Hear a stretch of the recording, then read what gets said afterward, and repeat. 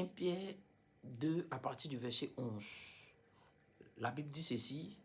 Il dit, bien-aimés, je vous exhorte, comme étrangers et voyageurs sur la terre, de vous abstenir aux convoitises charnelles qui font la guerre à l'âme. S'il y a une chose que les enfants de Dieu doivent faire, que ceux qui sont nés de nouveau doivent faire sur cette terre, c'est de s'abstenir aux convoitises charnelles qui font la guerre à l'âme. Que vous le voulez, que vous ne voulez pas, nous sommes étrangers et voyageurs.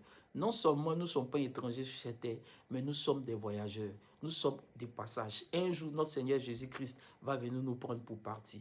Et étant étrangers et voyageurs, il y a une attitude que nous devons avoir pour plaire toujours à notre Seigneur, pour lui toujours être agréable. C'est de s'abstenir des convoitises charnelles. Quelles sont les convoitises charnelles?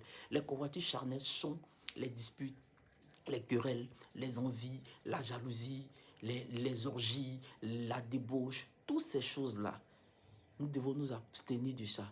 Toutes ces choses-là font la guerre à notre âme. Toutes ces choses-là nous empêchent d'être agréables à notre Seigneur. Donc, c'est un sujet de prière que nous devons faire, c'est de demander à Dieu de nous remplir de son esprit, de nous donner la force de s'abstenir à toutes ces choses-là qui font que nous ne puissions pas plaire à notre Seigneur Jésus-Christ. Non seulement nous sommes étrangers et voyageurs, et un étranger et un voyageur a une attitude à avoir dans le pays dans lequel il se trouve.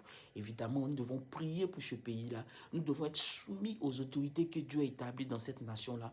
Nous devons intercéder pour le gouvernement en place. Nous devons prier pour que tout se passe bien dans cette nation. Si le Seigneur t'a appelé à faire la politique, tu peux faire la politique. Mais s'il ne t'a pas appelé à faire la politique, tu dois t'occuper de ton royaume. Tu dois chercher à gagner des âmes pour ton royaume. Tu dois chercher à prier pour ceux qui sont dans ton royaume. Prier aussi pour le pays dans lequel où tu te trouves. Respecter les règles, les lois dans le pays dans lequel tu te trouves. Voilà ce que Pierre voulait dire voilà ce que Jésus-Christ voulait dire dans ce passage. Nous sommes étrangers et voyageurs. Un jour, notre maître viendra et il va nous prendre et nous allons partir d'où nous sommes quittés. Jésus même l'a dit, mon royaume n'est pas de ce monde. Mon royaume n'est pas de ce monde. Mon royaume n'est pas sur cette terre.